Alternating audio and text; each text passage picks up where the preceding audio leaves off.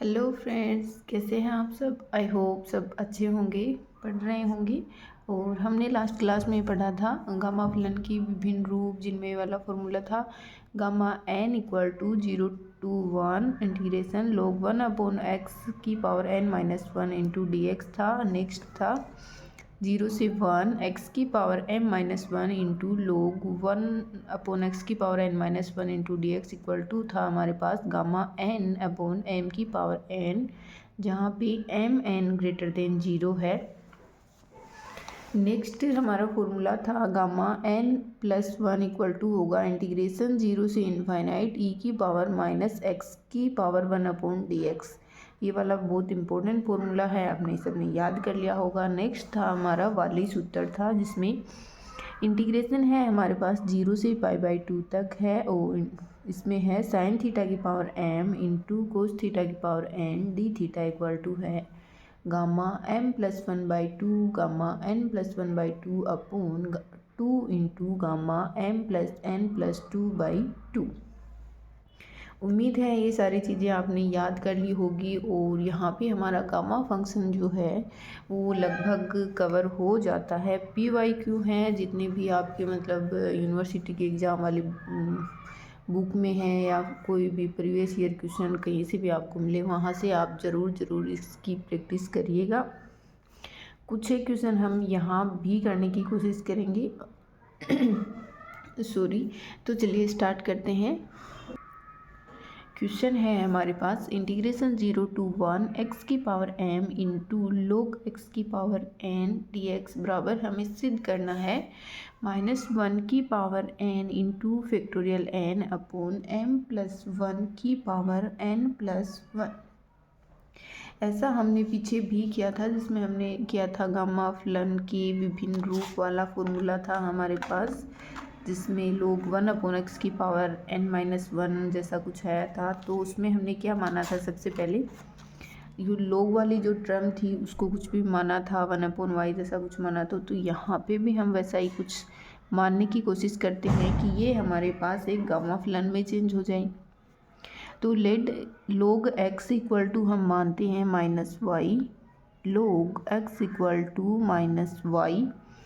यहाँ से हमारे पास x इक्वल टू कितना आएगा, e⁻−y आएगा, और ये हो जाएगा dx equal to -e⁻−y dy। इसका हमने डिफ्रेंशिएशन कर दिया। यदि हम dx को इससे बदल देंगे यहाँ पे, और उसके बाद में यदि हम लिमिट देखेंगे तो ये हमारे पास जब x इक्वल टू 0 है तो हमारे पास y इक्वल टू इनफाइनाइट हो जाएगा, और x इक्वल टू 1 है देन y इक्वल टू हमारे पास हो जाएगा 0।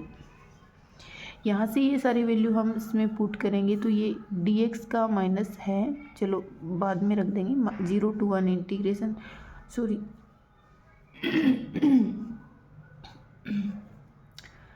0 to इनफाइनाइट लिमिट है हमारे पास, इनफाइनाइट टू 0 है, 0 to इनफाइनाइट नहीं है। इसको बहुत अच्छे से लिमिट को जब भी चेंज करें तो वो क्या कि बोलने में यूँ आ जाता है 0 to 1 0 to इनफाइनाइट। तो यहाँ पे ये लिमिट हमारे पास उल्टी होने वाली है, और x⁻m इक्वल टू हमारे पास हो जाएगा e⁻−y x इक्वल टू है, और इसकी पावर फिर है m।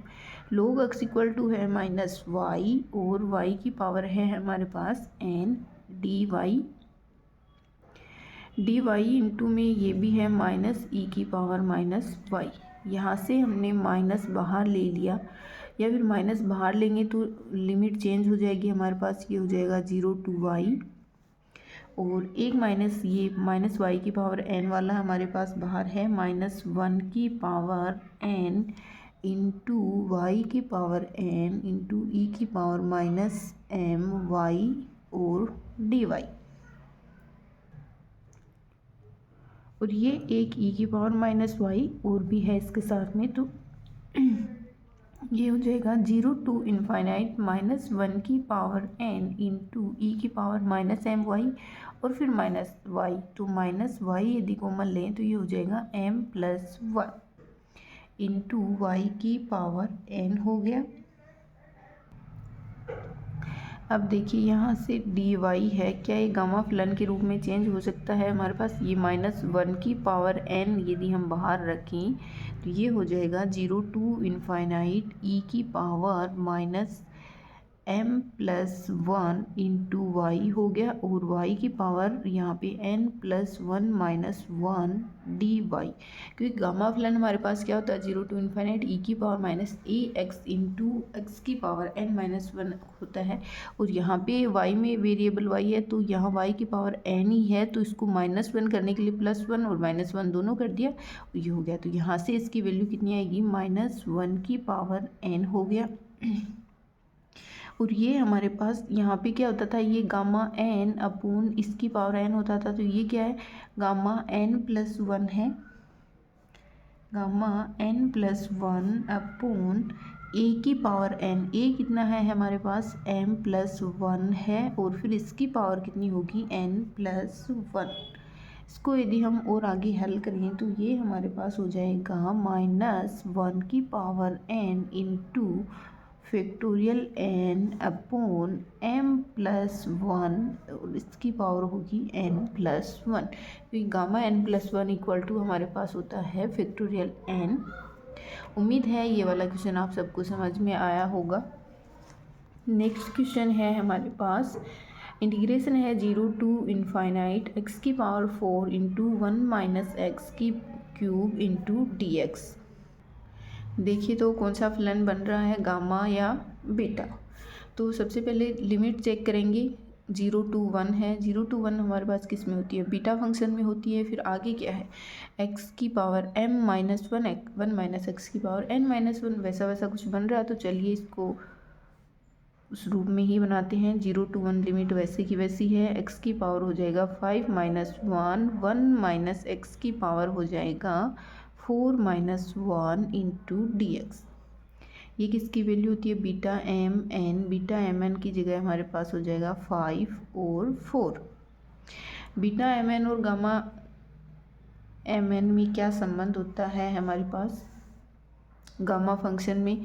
तो beta M N equal to ये हमारे पास होता है gamma N 4 upon gamma m+n हमें हमारे पास 5 + 4, ये हो जाएगा गामा 5 गामा 4 अपॉन गामा 9। यहाँ से इसको यदि हम हल करें तो ये हो जाएगा 4 factorial into 3 factorial upon 8 factorial हो गया, और इसको यदि हम ओपन करेंगे तो इसकी वैल्यू आएगी हमारे पास 280। इसको कैलकुलेट कर सकते हो, 4 से 4 फैक्टोरियल ये वाला हो जाएगा, बाकी जो रहेगा उसको आप कैलकुलेट करके देख लीजिएगा। इसके आंसर हमारे पास आने वाले हैं 1/280। उम्मीद है ये वाला क्वेश्चन आपको समझ में आया होगा, एकदम इजी सा क्वेश्चन है। चलिए नेक्स्ट क्वेश्चन, ये देखिए कुछ क्वेश्चन मैंने यहाँ पे लिखे हैं जो कि पिछले साल की मतलब जितनी भी एग्ज़ाम हुई थी पीछे, उनमें कहीं ना कहीं कोई क्वेश्चन ज़रूर आया हुआ है। सबसे पहले तो यही देखिए, आरपीसी सेकंड ग्रेड 2018 में बीटा गामा संबंध वाला ही सेम का सेम फॉर्मूला हमसे पूछा गया है। Beta M N equal to gamma M into gamma N upon gamma m+1, जिसका अभी हमने एक एग्जाम्पल किया है। नेक्स्ट हमारे पास आरपीएससी एचएम एग्जाम में आया हुआ है gamma M into gamma m+1/2, जिसमें लीजेंडरी द्विगुणन वाला फॉर्मूला लगने वाला है। ये क्वेश्चन हमने पीछे क्वेश्चन में किया है जब हमने लीजेंडरी द्विगुणन का क्वेश्चन पढ़ा था तब। नेक्स्ट है हमारा gamma N into gamma 1 - n, जिसमें हमने गामा में जो नेगेटिव वैल्यू वाले मतलब नेगेटिव वैल्यू जो होती है उसका फॉर्मूला ये था हमारे पास π/sin n π। ये देखिए ये भी सीधा सीधा फॉर्मूला ही हमसे पूछा गया है। नेक्स्ट है हमारा 0 से इनफाइनाइट e की पावर -ax इंटू x की पावर n-1 इंटू dx, जो कि सीधा सीधा गामा फंक्शन का फॉर्मूला है, और ये भी किसी एग्जाम में पूछा गया है गामा n अपॉन a की पावर n। नेक्स्ट वाला जो वाली सूत्र हमने पढ़ा था 0 से π/2 sin m theta cosine theta d theta बराबर हमारे पास है m+1/2 गामा के अंदर gamma n+1/2 upon 2 into gamma m+n+2/2। और इस पे बेस्ड क्वेश्चन भी बहुत आते हैं, और ये पीजीटी एग्ज़ाम में हमारे पास आया हुआ है 0 से इनफाइनाइट e की पावर -ax इंटू एक्स की power n-1 into sine b x d x बराबर होगा gamma n upon a square plus b square की power n/2 into sine n theta, जहाँ पे थीटा इक्वल टू होगा tan inverse b upon a. इसमें यदि हम a इक्वल टू 0 कर दें तो हमारे पास आएगा 0 टू इनफाइनाइट एक्स की power n-1 into sine b x d x equal to होगा गामा n अपॉन बी की पावर n साइन n/2। ये एक फॉर्मूला ही है जो कि डायरेक्ट एग्जाम में पीजीटी के एग्ज़ाम में पूछा गया है। इस पे बेस्ड क्वेश्चन भी बहुत आते हैं। यहाँ पे एक्स की मतलब एन बी की वैल्यू कुछ भी डाल के क्वेश्चन पूछ लिया जाता है, तो आप इसको इस वाले फार्मूले को तो ज़रूर ही याद रखें। ऊपर पूरा वाला नहीं रखें तो ये वाला फार्मूला तो ज़रूर याद रखें। ये नेक्स्ट है जो कि आरपीएससी एचएम 2012 में पूछा गया है। बीटा 2/3 और 4/3 सीधा सीधा फॉर्मूला लगा के वैल्यू निकालनी है। नेक्स्ट है एरर फंक्शन वाला है, जिसको हम गामा फंक्शन की सहायता से करते हैं। 0 से इनफाइनाइट e की पावर -x² dx, इसकी वैल्यू हमारे पास आती है √π/2। ये कुछ एक क्वेश्चन तो ऐसे होते हैं कि जो बार बार रिपीट होते हैं, या फिर उनका तो मतलब यूँ मानो कि आपको निकालने का ये रखो कि हाँ इतना छोटा क्वेश्चन है, इसके तो चलो मैं आंसर ही याद कर लेता हूँ। तो ऐसे क्वेश्चन जो भी हो तो उनके तो आप डायरेक्ट आंसर ही याद रखो। नेक्स्ट क्वेश्चन है 0 से π/2 √tan थीटा डी थीटा और 0 से π/2 √cot थीटा डी थीटा। ये टेन में भी है, कोट में भी है, और इन दोनों का आंसर सेम ही आता है π/√2। तो इसको आप क्या करते हो, मतलब पीछे वाले क्वेश्चन जो होते हैं उनको तो आप ज़रूर देखते रहिएगा। पीछे किसी भी एग्ज़ाम में DSS भी, मतलब उसका मुझे सिलेबस तो अच्छे से ध्यान नहीं है क्या उसमें भी आते हैं, बट जो भी एग्ज़ाम हो जिसमें भी आपके कॉलेज वाला सिलेबस आ रहा हो तो उसमें प्रीवियस ईयर क्वेश्चन आप ज़रूर हल कर लीजिए। ये वाला क्वेश्चन अब हम हल करते हैं, चलिए देखो। तो ये वाला क्वेश्चन है हमारे पास 0 से π/2 √tan theta into D theta. Tan theta हमारे पास क्या होता है, इंटीग्रेशन है 0 से π/2, ये होगा √sin theta upon cos theta into D theta. यहाँ से हमारे पास क्या आएगा, 0 से ये π/2 है, 0 से π/2 साइन थीटा की पावर कितनी है 1/2 थीटा, और कोस थीटा की कितनी है -1/2 थीटा और डी थीटा। अब ये देखिए, ऐसा कोई फॉर्मूला पढ़ा था क्या हमने, 0 से π/2 लिमिट हो साइन की power m theta into cos की power n theta d theta बराबर हमारे पास था gamma m + 1/2 gamma n + 1/2 upon 2 into gamma m + n + 2/2।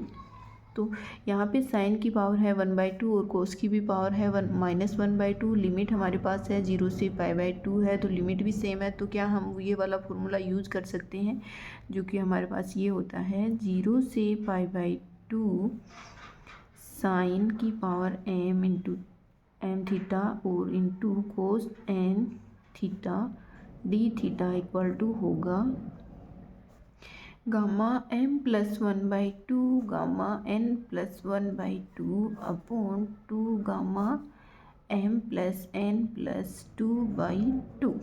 तो चलिए इसमें हम ये पुट करते हैं वैल्यू, कितना होगा, m कितना है हमारे पास 1/2 है और n है -1/2, तो ये हो जाएगा -1/2 + 1/2 गामा में, और ये हो जाएगा ये माइनस वाला पहले लिख दिया, कोई बात नहीं, 1/2 + 1/2 अपॉन में हो जाएगा 2 1/2 -1/2 प्लस में 2 और अपॉन में 2। यहाँ से 1/2 कैंसिल हो जाएगा, यहाँ आएगा हमारे पास 1/2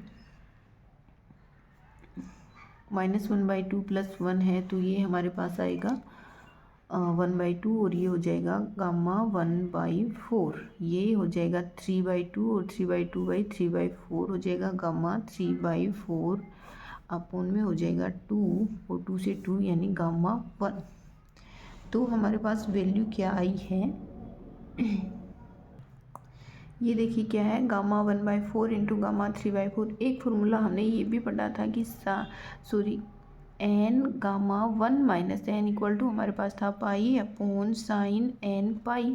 एन इक्वल टू यदि हम 1/4 लें तो 1 माइनस 1/4 3/4 हो जाएगा, यानी गामा 1/4 इंटू गामा 3/4 की वैल्यू हमारे पास आएगी पाई अपॉन साइन पाई/4। साइन पाई/4 की वैल्यू होती है 1/√2, ये ऊपर चला जाएगा तो ये हो जाएगा √2 इंटू पाई, और नीचे है हमारे पास भाग में 2 है तो इसकी वैल्यू हमारे पास आएगी पाई अपॉन √2। इसी प्रकार हमारे पास कोट की वैल्यू आने वाली है। कोट को हम लिख देंगे cos theta upon sine theta, और ये वाली सूत्र लगा के हम इसको हल करने वाले हैं।